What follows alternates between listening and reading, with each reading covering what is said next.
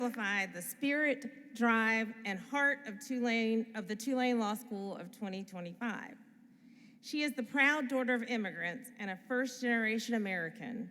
Originally from Apple Valley, California, her journey, oh, yay, Apple Valley, all right. Her journey has taken her across the country, from Baltimore to Atlanta and ultimately to New Orleans. After earning her degree in government and politics from the University of Maryland in 2018, Sabrina seemed bound for a life in politics. But then she came to Tulane Law, and she was already grounded in public policy and advocacy. But again, politics seemed to be her path. I'm told that at an early age, 8 years old, she was discussing election results with those relatives over there. And by 16, she was interning for a US congressman, with her father driving her 2 hours each way so she could pursue her dreams. At Tulane Law, Sabrina did it all with energy and purpose and poise. She served as your 3L president, a Harris Fellow mentoring and supporting other students, and notes and comments editor of the Tulane Maritime Law Journal, where she published a scholarly article. Her leadership has extended to nearly every corner of student life, from APALSA and the Tulane Women in the Law to societies focused on entertainment, sports, and business law. Though once headed for politics, her experience at King and Spalding and McGuire Woods have shaped her professionally. And after graduation, she will return to McGuire Woods in Atlanta, this time as an associate attorney. Sabrina, we are so proud of all that you've accomplished, and even more proud of the future you're building. Please join me in welcoming your class president, Sabrina Mallavarapu.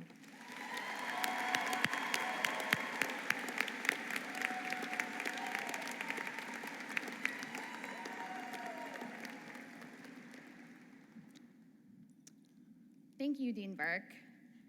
Good afternoon, esteemed faculty, alumni, proud friends and family, and most importantly, hello to the class of 2025.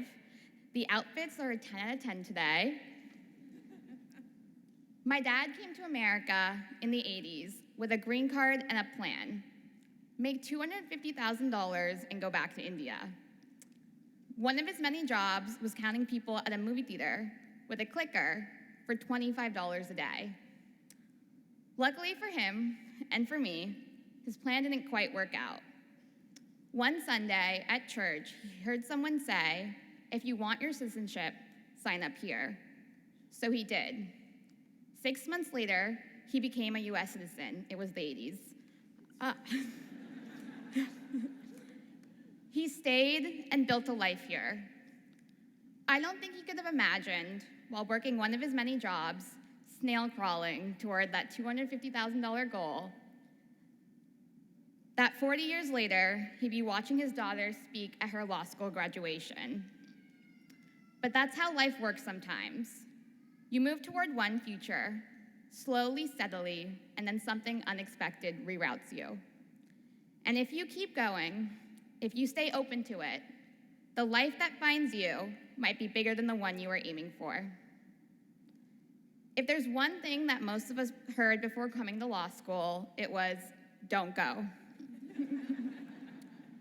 We were told we'd be miserable, that the culture was toxic, that the debt would haunt us, that the work would change us. We were warned about the long hours, the endless reading, the competition, and the mental toll it can take. Law school has a reputation for being isolating and intense.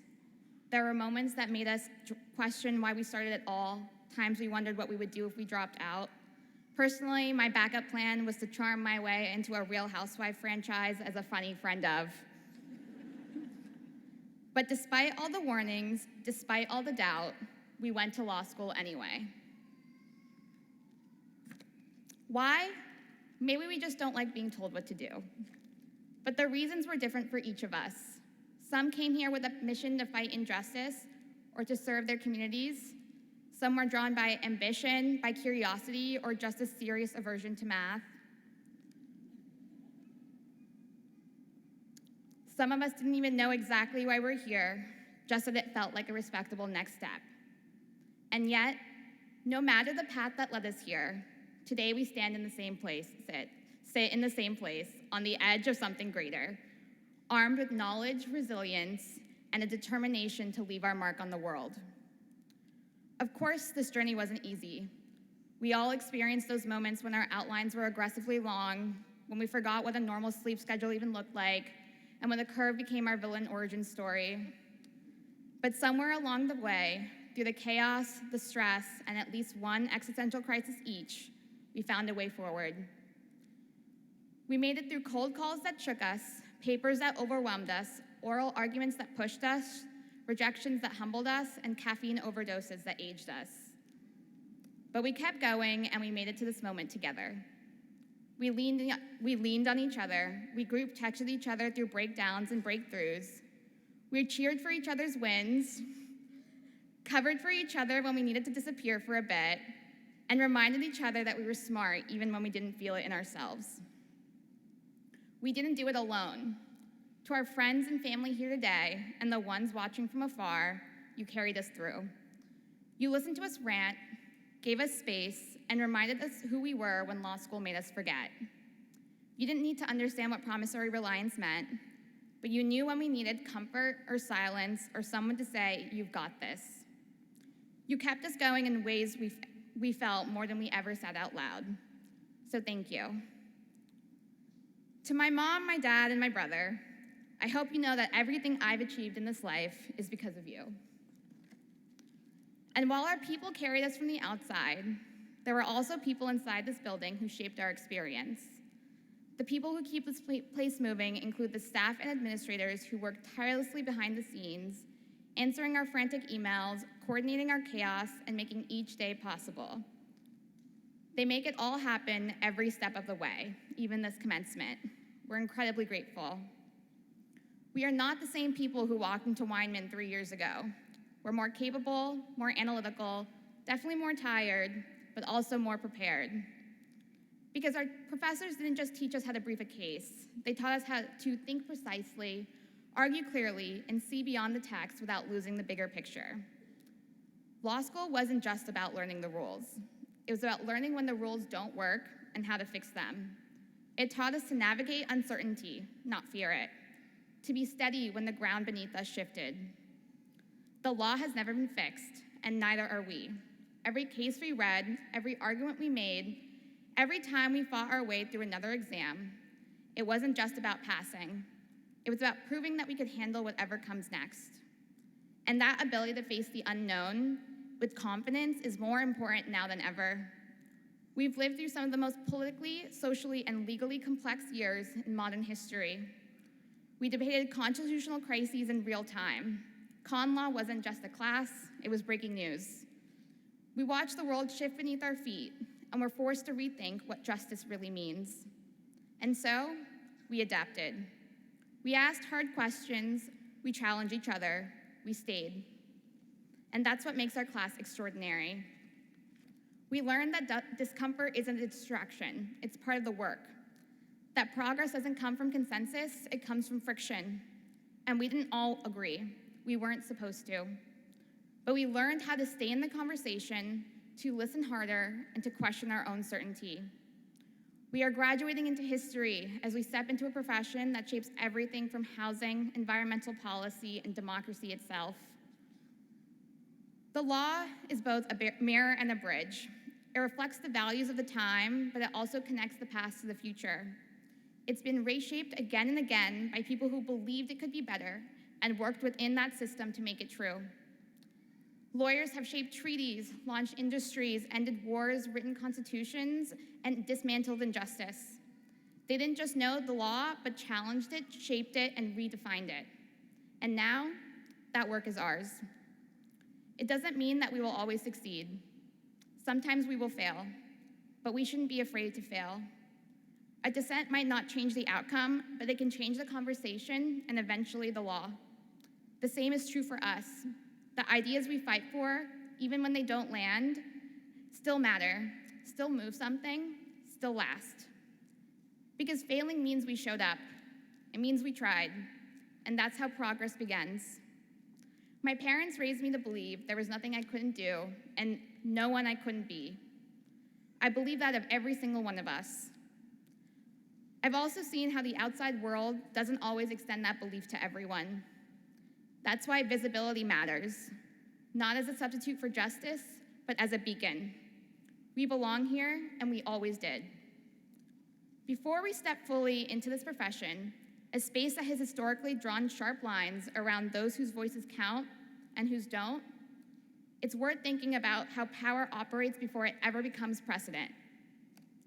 Power shows up in what we allow to be visible and what we try to erase.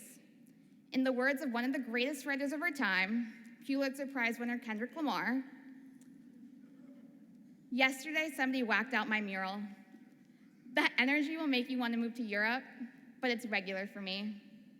That lyric spoke to me the moment I heard it, because most people don't have the luxury of walking away when things fall apart. They stay, they endure, and they always find a way to move forward.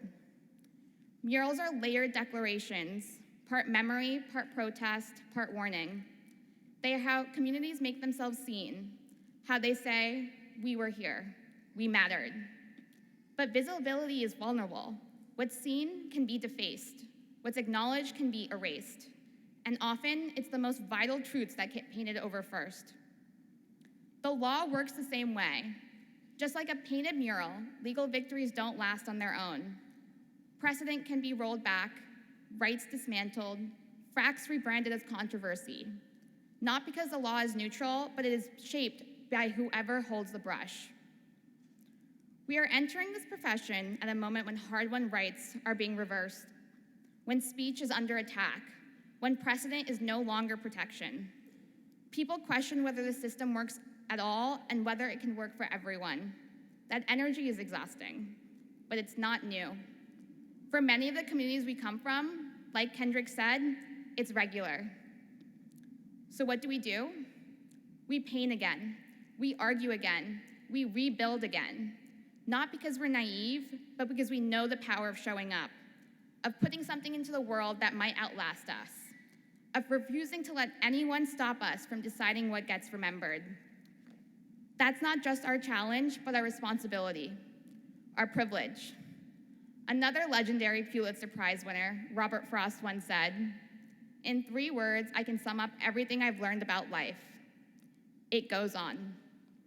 These words have stayed with me for the past decade, literally tattooed on me, especially as an anxiety-ridden person who overthinks absolutely everything.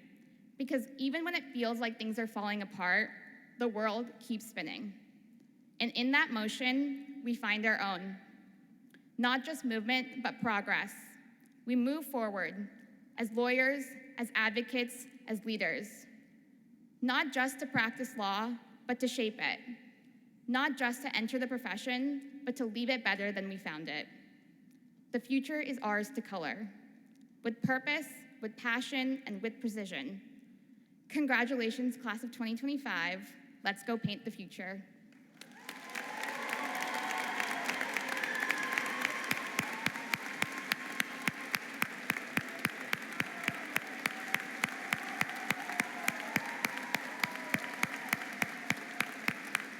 Thank you, Sabrina, for that beautiful message to your fellow graduates.